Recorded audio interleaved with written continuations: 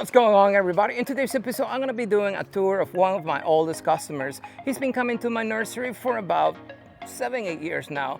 He started with nothing, just gravel. He lives here in Arizona. All he does is water, and today I'm going to show you his yard. So Mark lives here in Arizona, and all this was just dirt. Now, most of the trees have a story, and that's what I like about most plants and people who grow plants is they always have a story about their plants, like this one right here. This is a Mexican fan palm, and then this one was actually growing in my yard. It was in the ground. It was probably about that big. I guess a seed blew over, and he happened to walk by it and ask, hey, can I have it? I was just gonna dig it up and throw it away, to be honest, because I don't have use for this. But he wanted it for his front yard. And within, I think it's been about 3 to 4 years, this thing is easily about 10 feet tall. Look, and it's even suckers. Now you can propagate this plant from seed or you can dig up the suckers, but most nurseries are gonna grow them from seed. What they usually do is they plant the seeds in the ground, let them grow because they grow a lot faster, and then they pot them up and sell them to you because most palms will actually grow faster in the ground than they do in containers. But look at it, and all he does is just water. He also has some lantana plants over here. It gets some flowers. This is another palm over here.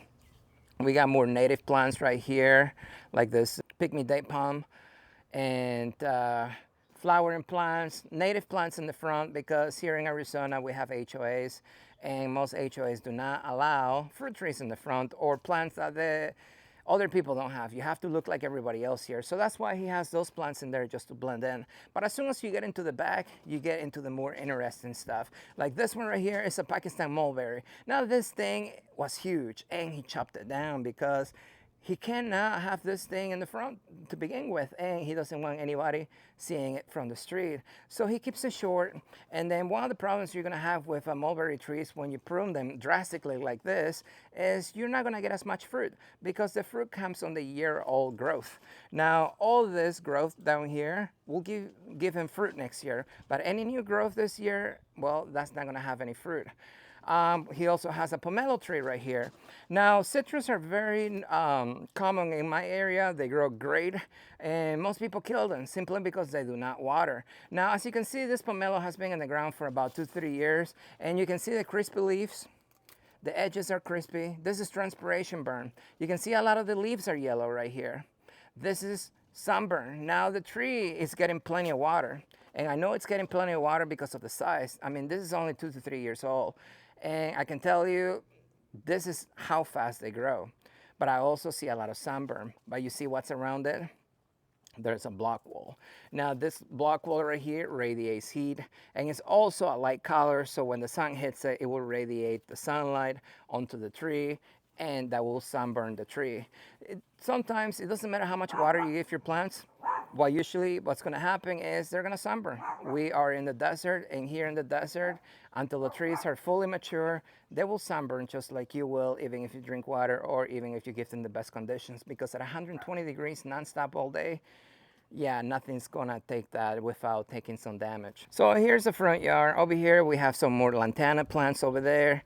Those just give you little flowers. They're not very common in my area. We have some bungavillas right here. They give you the cool purple flowers, easy to grow. We have some yellow bells right here. As you can see, a lot of native plants just to blend in. We have a hibiscus right here, lantana over here, and as you can see right here, at the edge of the house, we have a citrus. Now, this one right here, just like the other one, it's right at the edge of being crispy and not crispy. Now, this tree right here gets plenty of water. And as you can see, it's in the shade. But that's the eastern side of the house, and over here is the west. So the sun sets over here, and this gets completely beat down by the sunlight in the afternoon. The tree is small, as you can see, it's not full yet, so it's going to sunburn, and this is one of the things you're gonna have to deal with when you are growing citrus. They're gonna look ugly even if you give them water, especially if they get full western exposure in the afternoon. Now, as the trees get bigger, they get a bigger root system, they actually will be able to tolerate it better. Now, the only way you can actually prevent this is by shading your tree with temporary shade until the tree gets older. So this is the side of the house. As you can see, he's got a lot of plants in here. Now, this area was completely overgrown. Let me show you real quick. He redid this area last year. You could barely walk through here, and he had bananas in here. He had palm trees, he had sugarcane, he had bamboo, and he had a massive mulberry tree. Now, when he first planted this area right here, he really didn't realize how big the trees got, especially when you start watering them. But a lot of the trees, they were leaning on that side, and when you have neighbors, that is not a good thing, especially if you're growing plants that the HOA doesn't like. So he ripped everything out, and then he planted a bunch of smaller growing trees here, like this edible canna lilies right here. And then he's also got a lot of tobacco plants. Now these plants right here, if you like making your own tobacco leaves, these are really nice. And then they actually have flowers. They are very ornamental as well. So, and they grow very easily here in the desert, and they take the full sun. We got more lantana right there. We have citrus. Now this one's been planted here maybe for about a year. As you can see, we also have sunburn, and not just sunburn, the leaves are curling up. If you want to learn more about citrus, or if you have citrus issues of your own, check out my video where I explain what the curling means, especially on citrus. We got more citrus right here. Tobacco plants, citrus, some ornamental ground cover plants right here, more citrus right here. This is what happens when you miss watering your plant. Now, he was watering by hand for the longest time, but recently he automated his watering system. But here in the desert, when it's hot, within an hour, this is exactly where you're gonna get, especially if you just planted your plant. That right there will set you back 6 months to a year, and then this is the reason why most plants take forever to grow, especially when you do not water them right. Now back here, he has a lot of older trees. Now this one right here is a Fukushu kumquat. These trees, they stay shorter to the ground, and they give you tons of fruit. As you can see, this tree is a lot more mature than the other one. The leaves are actually greener. As the sun sets, the roof actually provides some afternoon shade. And that's the reason why this tree is doing better, but it's also older. Over here we have fig. I think this is a tiger panache fig. We have a lime tree right here. We got a peach tree right there that is several years old. He has to prune everything down simply because, well, he cannot afford to get everything too big in here. We have more flowering plants. This is a monastery bamboo. He got this one from me. It's looking great. This is a sunburst bamboo right here. As you can see, it's doing amazing. And then let's walk back here to see what else we got going on here. We have, I think I'm not sure on this one here. I think this is an olive tree. We got more figs over here. As you can see, he keeps them pruned so that way he can walk in this area. Pineapple guava over here. Pineapple guavas in my area are very finicky. When it's extremely hot, they will sunburn. If they don't have enough water, they will suffer. So this one doesn't look the greatest, probably because it's sunburned and it didn't get enough water. And also a lot of the trees in this area have been recently pruned, so it got exposed to full sun when it wasn't used to. Over here we have a Burma or Burmese bamboo. Now, if you're looking for a big bamboo, this is a good choice. He's had this one for several years, but I can tell you, my old hammy at my house, it's just as big or even bigger. So anyways, we got more citrus back here.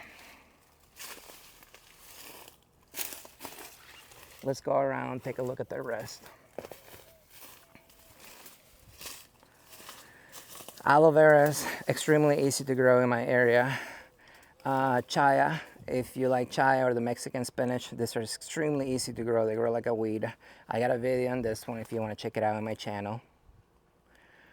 We got loquats. Now those loquats, the reason they're alive is because they are seedlings. He got these from me, and then he put them in the ground about a year and a half ago, and they're actually growing great. You can see some sunburn, and they're still growing. That amount of sunburn right there would have killed a grafted loquat in my area very easily. So most of the loquats that you see big in my area are usually grown from seed because they just are stronger. We got more flowering plants in here. Now back over here we have a white zapote. Now white zapotes, a lot of people don't talk about them. I'm gonna make a video about them soon. But these trees are very easy to grow. They give you tons of fruits, and they give you shade, and they can take the sun, and they can take the cold too once they get older. Super easy to grow. I highly recommend it. Now, this is not related to the sapote. It's actually completely different. The only relation to sapote is just the name. But yeah, this is one of the bigger ones I've seen in my area. He's also got dragon fruit growing everywhere. He likes citrus, so he's got more citrus right here, citrus right here. We got some bamboo right here. And as you can see, he keeps everything pruned. This is a lot of work.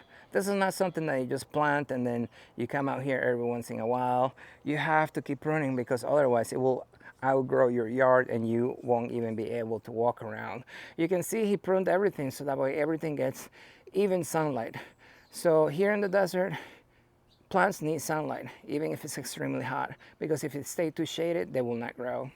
Now let's walk back here. We got more canna lilies right here. He's got peppers right here, jalapeno peppers. Now this pepper plant here is huge. It's been in the ground for about 3 years, he says. And peppers actually grow forever as long as you don't kill them. Most people kill them because the frost gets to them and they die during the winter time. But this one you can see, healthy if you like growing your own peppers. Highly recommended because all they need is just water, and here in Arizona they will take the full sun. We got canna lilies right here. More tobacco plants. As you can see, you can let them grow, you can prune them, make a wall out of them. Very ornamental. More canna lilies right here. Very ornamental plant, easy to grow. We got more plants over here. Now this canna lily right here, it's got two different types of flowers. It has yellow and red ones from the same plant. We have some castor bean trees back there. Those grew from seed by themselves. You just let them grow. They look great. We got a mulberry tree back there. And then over there we have a fig tree looking great. So ground cover to keep the weeds down. He grows lantanas and other small growing plants to the ground. Over here we got more tobacco plants.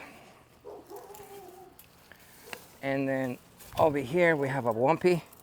Now, if you're not familiar with wumpy, it's in the citrus family. They grow great. And then one of the rarest plants that I actually sell in my nursery, and one of the easier ones to grow here in the desert, wumpy. And then more ground cover, little plants, and more aloe vera over there. And then this one's a hibiscus right here. So on this side, we have more ornamental plants, more canna lilies. He's got some pygmy date palms growing. And then over here in this little corner, he's got some plumeria. Plumeria grow great in my area. Now this one here, as you can see, is flowering. Most people don't realize if your plumeria is not flowering for two reasons. Reason number one, for one, you probably just put it in the ground or it had just flowered. And reason number two is, well, they need direct sunlight. If you do not give your plumeria direct sunlight, even here in the desert, they are not going to flower. The leaves are going to get bigger and greener, but they're not going to flower in the shade. So this one, as you can see, gets enough sunlight right here because the sun's over there, and then it looks great. Now let's go ahead and talk about the irrigation system. So he recently just did his irrigation system, and he's got 8 valves right here. You can see, brand new. He's got 8 valves for 8 zones, and everything in his yard is watered automatically. Because one of the main problems that people have here in Arizona is watering by hand. When you water by hand, it's just not possible. Those plants right here, if they go dry, when it's 120 degrees, I can tell you they're gonna suffer. And if it's a new plant that you just put in the ground and it has no roots in the ground yet, that damage will set you back 6 months to a year plus, and then you're gonna wonder why your plant's not growing. It's because that one afternoon you forgot to water or you were late to water by a couple hours. My recommendation for most people who live in hot climates is to install an irrigation system. Spend the money. It is not cheap. An irrigation system for a yard like this, I can tell you in my area, it's gonna run you at least $5,000.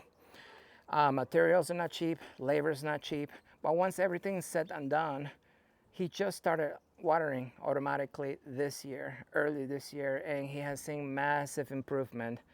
just by giving his plants consistent watering. So a lot of you are going to be asking, what special juices is he using in his yard? What's the special fertilizer?